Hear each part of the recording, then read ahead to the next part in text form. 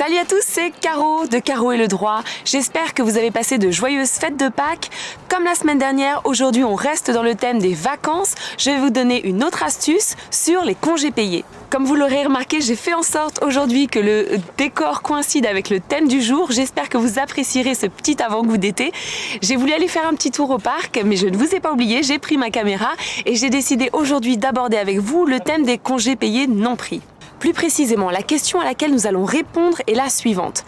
Qu'advient-il des congés payés qui n'ont pas été pris à la fin de la période de prise de congé ? Dans ma vidéo de la semaine dernière, je vous ai expliqué ce qu'était la période de référence et la période de prise de congé. Si vous ne l'avez pas regardée, je vous invite à la regarder maintenant. Cela vous aidera sans doute à mieux comprendre ce que je vais vous dire aujourd'hui. L'hypothèse de notre étude est celle dans laquelle le salarié a travaillé. Il a donc acquis des jours de congé, mais il n'a pourtant pas pu les prendre tous. Cette hypothèse ne devrait théoriquement pas se produire très souvent puisqu'il appartient à l'employeur de s'assurer que ses salariés prennent la totalité de leur congé, au besoin en leur imposant la prise de congé, mais pourtant dans les faits, force est de constater que chaque année, on se retrouve avec des salariés à qui il reste des jours de congé non pris. Dans ce cas, la règle à retenir est très simple, elle est la suivante. Les jours de congé non pris à la fin de la période de prise de congé, qui est généralement le 30 avril ou le 31 mai, sont perdus. C'est une règle assez stricte puisqu'elle impose aux salariés de prendre la totalité de leurs jours de congé chaque année. Et s'ils ne les prennent pas, tant pis pour eux. Les jours de congé non pris ne vont pas se cumuler avec ceux de l'année suivante et ils ne donneront pas lieu non plus à une compensation financière. Toutefois, ça c'est la règle et il existe un tempérament et des exceptions. Le tempérament concerne le cas où c'est l'employeur qui a empêché le salarié de prendre ses jours de congé.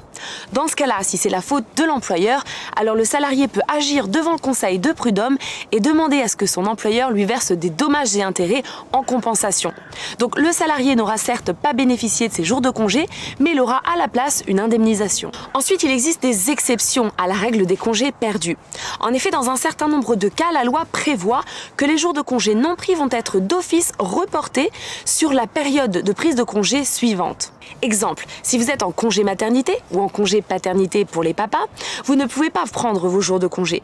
Eh bien, pas de panique, puisque la loi prévoit qu'ils seront reportés à votre retour. C'est un exemple de report légal des congés. Chers employeurs, sachez que si vous ne reportez pas les jours de congé alors que la loi le prévoit, vous risquez d'être condamné à payer des dommages et intérêts à votre salarié ainsi qu'une amende à l'État. Enfin, notez bien évidemment que le salarié et l'employeur sont libres de convenir ensemble et en dehors des cas prévus par la loi que le reliquat des jours de congé non pris soit reporté. S'ils sont tous les deux d'accord sur cette modalité, alors c'est parfaitement possible, mais ils doivent être d'accord sur ce point. Et dans ce cas, chers employeurs, sachez qu'il est conseillé de signer un écrit afin que 1. On ne puisse pas vous reprocher d'avoir mis le salarié dans l'impossibilité de prendre ses jours de congé et 2. Afin que cette pratique reste exceptionnelle et qu'elle ne se généralise pas au titre d'un usage au sein de votre entreprise. Mes amis, cette vidéo astuce est à présent terminée. Pensez à aller lire votre convention collective car elle peut apporter des modifications aux règles que je vous ai énoncées. Par ailleurs, je ferai certainement une vidéo spécifique sur l'arrêt de travail pendant les congés. Donc dites-moi en commentaire si c'est quelque chose qui est susceptible de vous intéresser. En attendant, je vous souhaite une excellente journée. Quant à moi, je crois bien que je vais aller faire un petit tour du lac.